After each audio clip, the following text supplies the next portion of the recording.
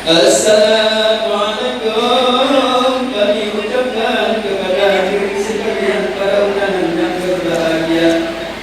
Pada malam ini kita saksikan acara syukuran sekaligus renungan sudah menuju ke tahun usia PGRI dan Hari Guru Nasional sampai sejauh mana PGRI Aceh telah berjuang untuk Aceh sendiri dan bagaimana Aceh pendidikan Aceh internasional. Wahai saudara,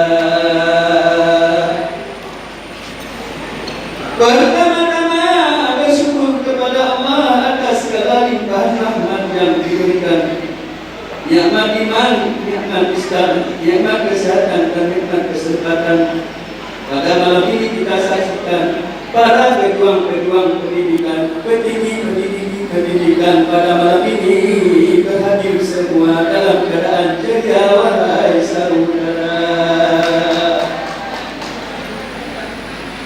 Kepala Dinas Pendidikan Aceh di bawah kepimpinan Bapak Syahidin SPD LPD, terima kasih kita sampaikan atas berkenan memberi sambutan sekaligus menyandang dana untuk sekaligus serangkaian kegiatan sejak dari awal hingga kelanjutan malam ini. Wahai saudara,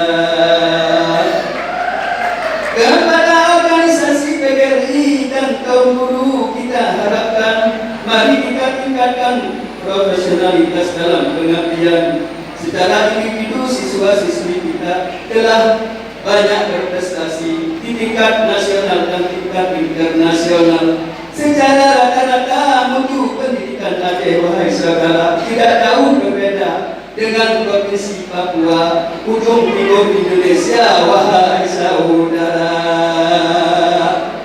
oleh sebab itu, wahai kaum guru, mari kita bersatu padu untuk meningkatkan mutu pendidikan di masa depan.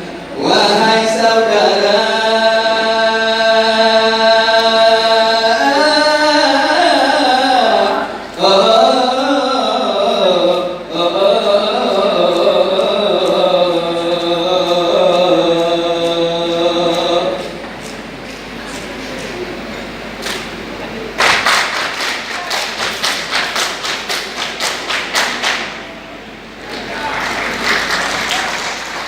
kayangan bunda kure kure ulungan merdeka pemulia sakinah senang kesenangan dalam hati